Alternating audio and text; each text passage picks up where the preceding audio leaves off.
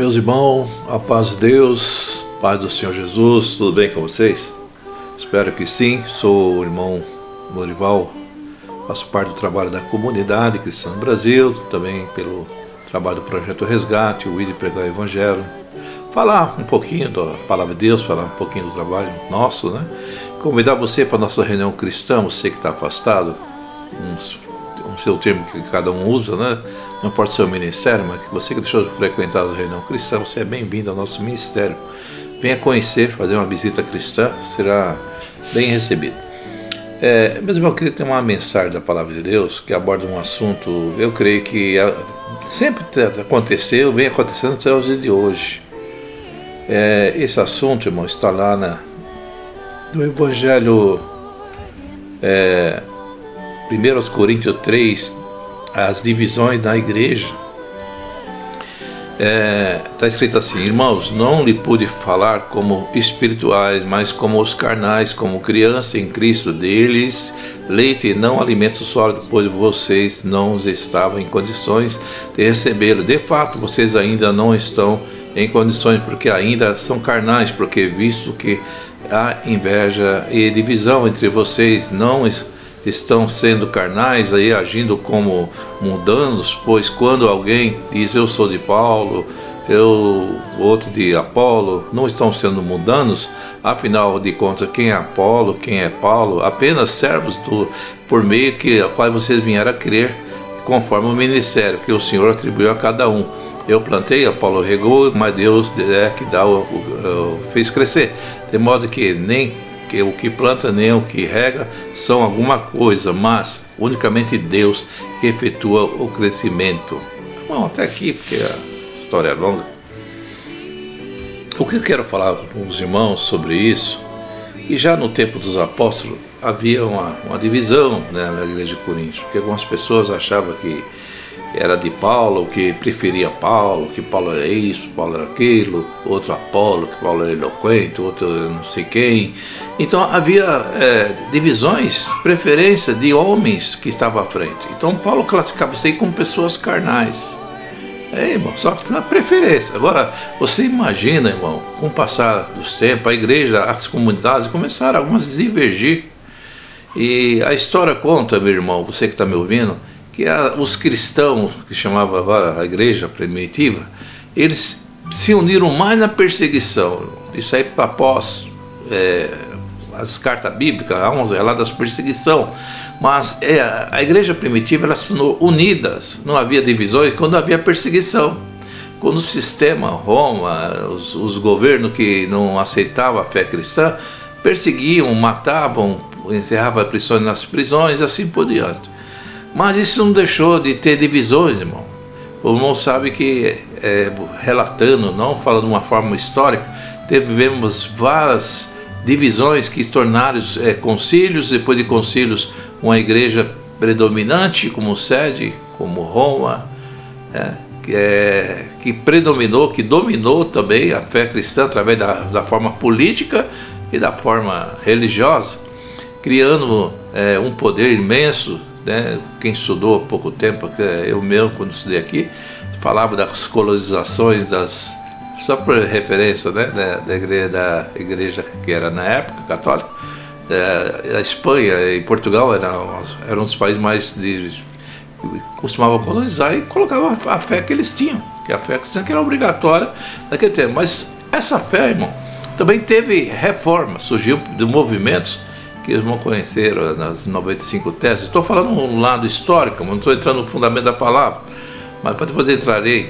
Então, irmão, por cima, falando, surgiu reformadores que queriam reformar o sistema operante naquela época.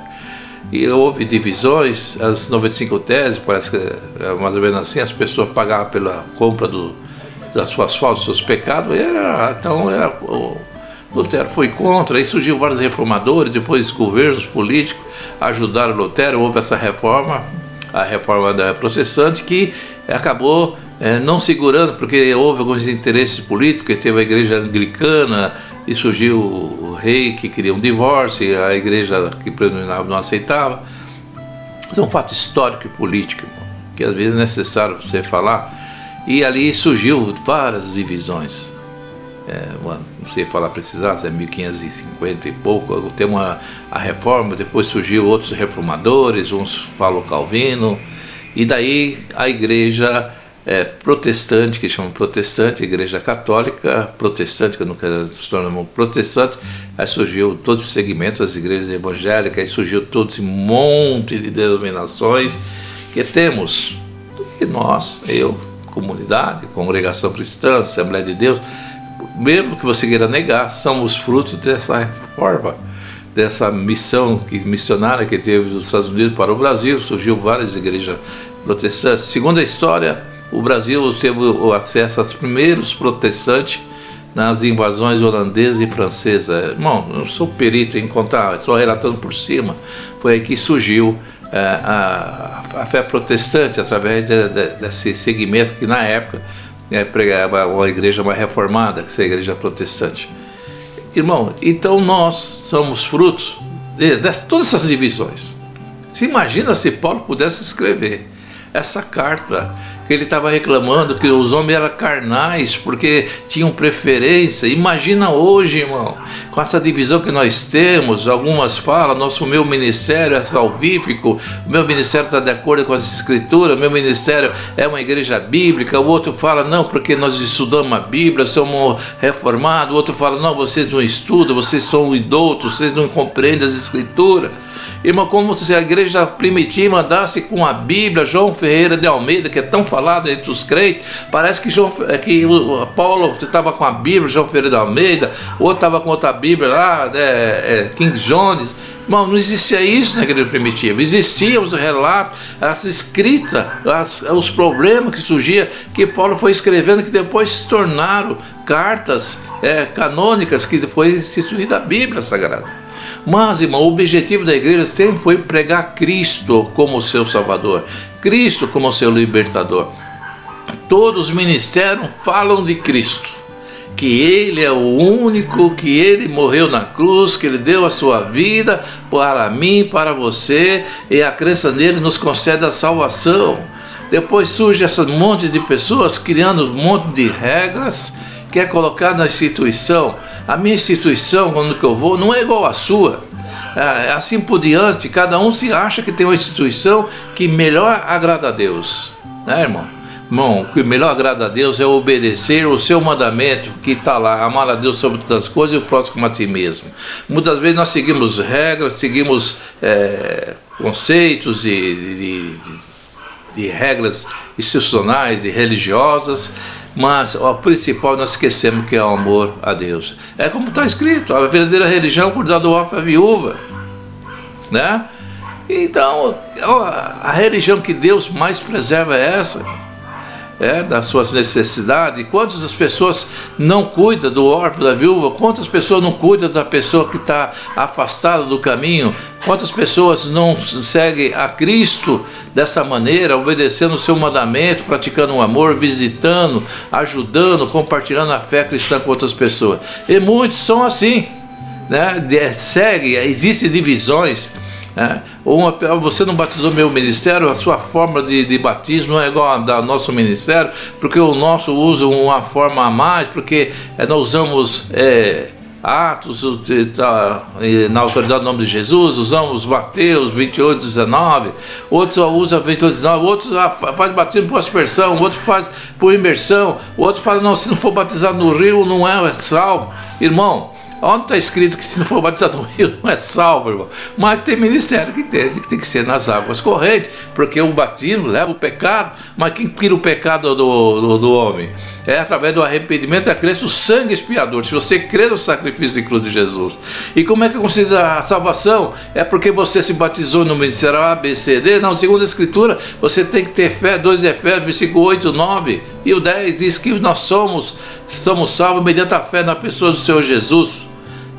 É um ato, um favor imerecido que Ele deu a nós, o qual Ele quer que nós andamos segundo a sua feitura, segundo o seu ensino, para praticar as boas obras cristãs. Então é difícil, irmão, porque as pessoas, quando ouvem falar do Evangelho, elas são ensinadas o seu ministério. E muitas vezes o que é ensinado no ministério não é nada mais do que uma forma de você agradecer. Algumas pessoas acham que servir a Deus é porque canta louvor, acham que agradecer porque vai lá na igreja. Irmão, a igreja que chama denominação, ali é uma reunião cristã, irmão. O propósito ali era para louvar e glorificar a Deus. Nós tínhamos a Deus, vamos dizer assim, em 24 horas por dia, porque Deus não está na nossa reunião cristã, no nosso templo lá, né, o lugar. Deus não está ali, não, irmão. Agora, quando você vai lá glorificar a Deus, Deus está nas pessoas, porque as pessoas são o templo de Deus. Paulo mesmo escreveu que nós somos o templo do Espírito Santo. Deus habita no nosso coração.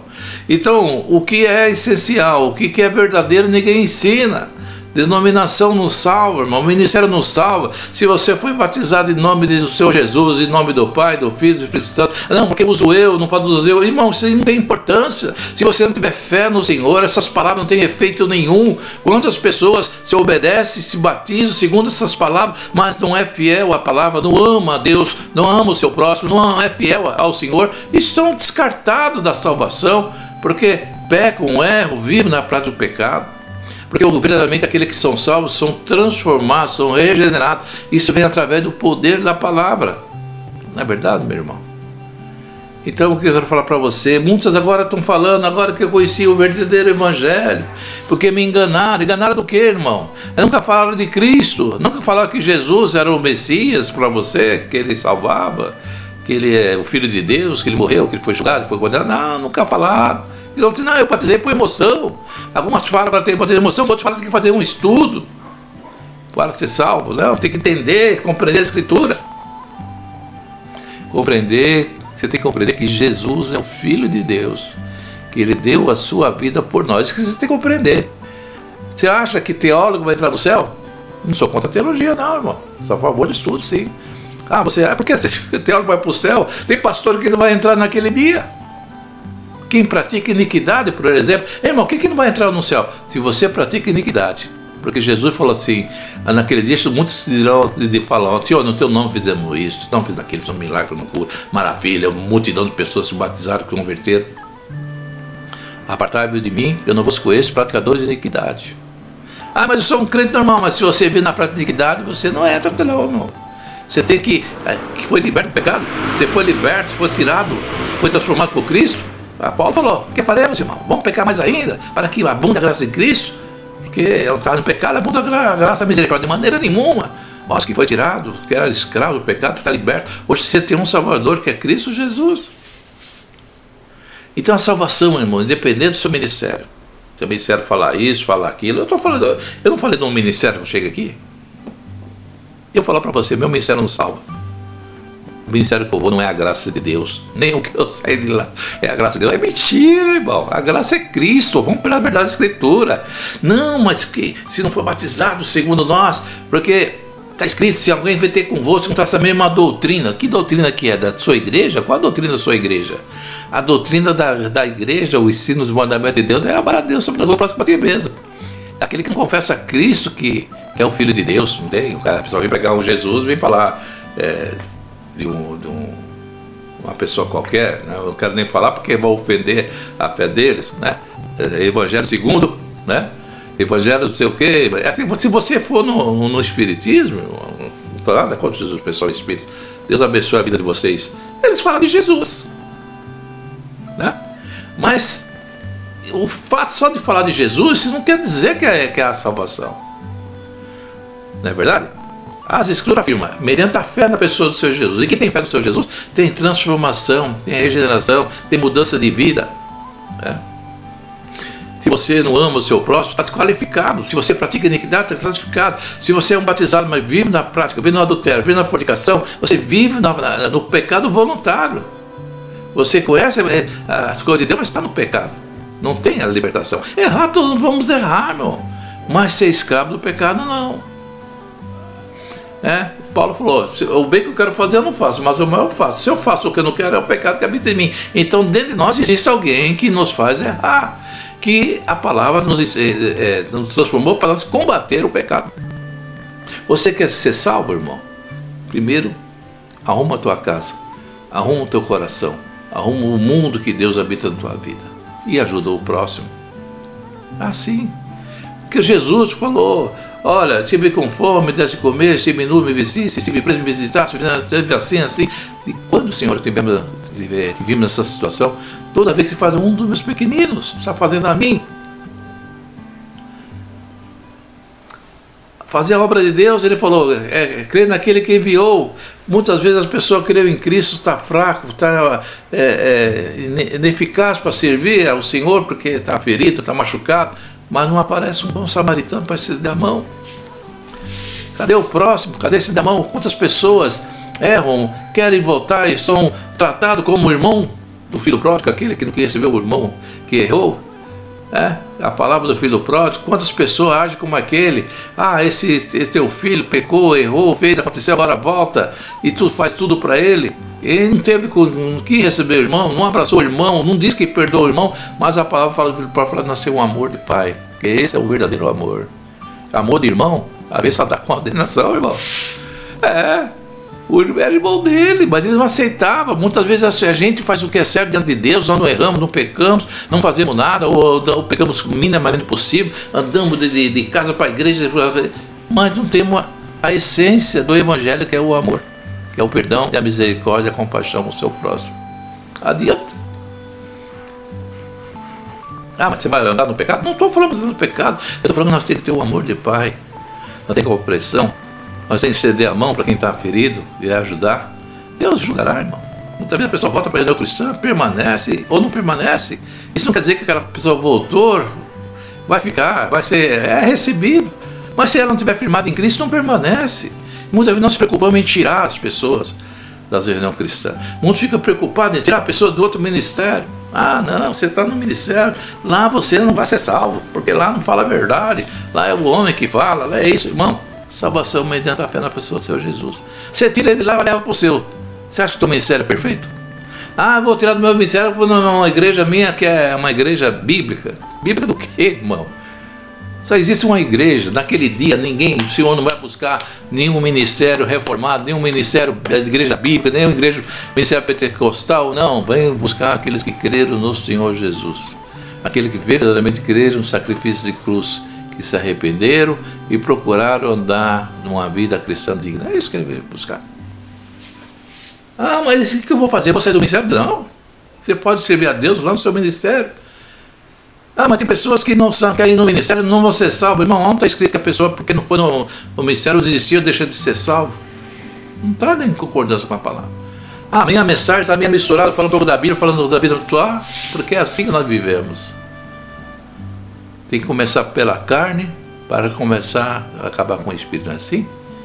Não começar pelo espírito e acabar com a carne. Então eu falo sim, segundo a natureza carnal, do entendimento, da vivência humana, da história humana, para terminar e dizer para você, quem salva é Cristo, através da sua misericórdia, do favor imerecido que Ele deu a você.